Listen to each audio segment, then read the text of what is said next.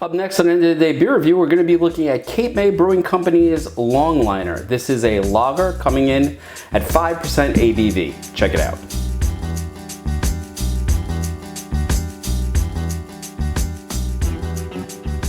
Hi everybody, it's Rich and welcome to End of the Day Beer Review, and today we are looking at Longliner. This is a lager by Cape May Brewing Company. Now, Cape May Brewing Company is another brewing company down in Cape May, New Jersey. This is not Gusto. This is another brewing company that's down in the general area.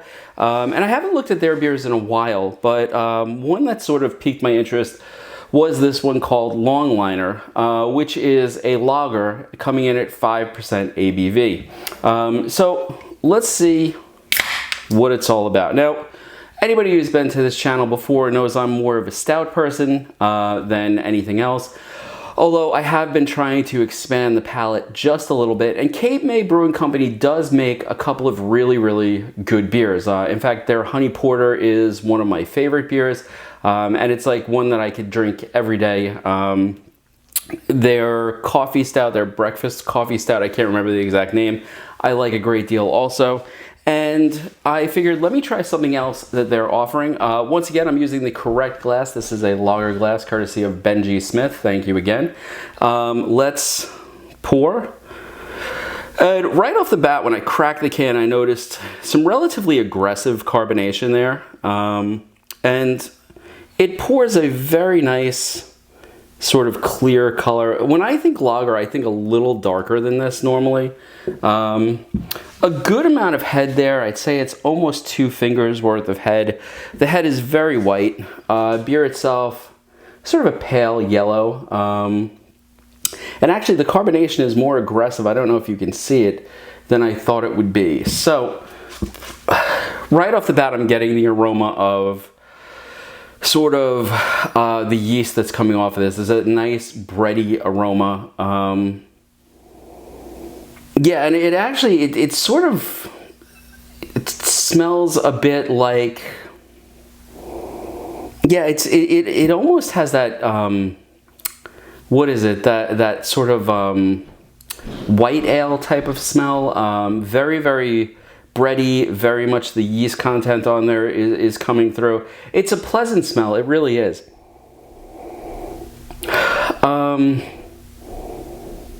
Yeah, I almost want to say I'm getting a hint of citrus, almost like a lemon hint. I'm not sure if that's intended to be there or not, but that's definitely something that I'm getting just a hint of. But it's really mostly that sort of that yeasty, bready smell you get from sort of the lighter beers. You know what?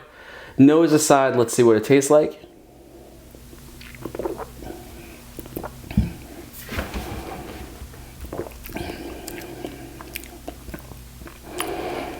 Okay, it's very crisp.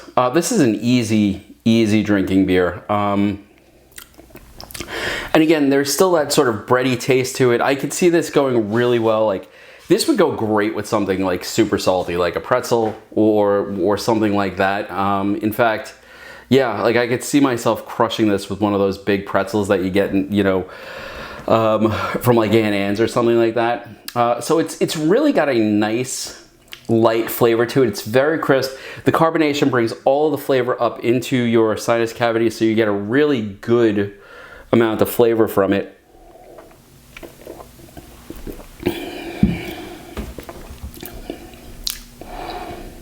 Very easy drinking, very light flavor. Again, it is sort of that light, almost, I want to say there's like just a hint of like a caramel note to it. Not much. I've had their Oktoberfest beer, and there's a heavier note of a caramel flavor there. That's not so much here, but there's a bit, but it's much more that sort of light, crisp sort of breadiness that you get from, you know, from a basic lager. And that's really how this is coming off. Now, they do have some tasting notes on here. Let's see if I'm getting it right. All right, soft, crisp, balanced. Yeah, I'd say that's all pretty accurate. It's actually says after a long day's work, this will keep you going. And I have to say I agree. This is a really nice flavor profile. It's very easy to drink. It's very approachable. At 5% alcohol, I could definitely see crushing a few of these and not having any sort of problem with dealing, you know, with basic tasks. Again, I wouldn't drive. I would drink responsibly in that case. But it's a very accessible beer. It's very enjoyable. I could definitely see this as like a barbecue beer where you could sit back, have a burger or something like that, and have a couple of these. So yeah, I mean, if you're, their distribution is getting a little bit more. Like I've actually seen them at like Wegmans supermarkets in New Jersey. I've seen them at the, what is it? The, what is that wine store? There's a beer and wine place there. It's very big. They always have Cape May stuff. So distribution, it's reasonably accessible if you're in New Jersey now, and probably in Delaware also. If you're in New York, where I am, you actually have to cross over to New Jersey to buy it, and it's actually quite nice.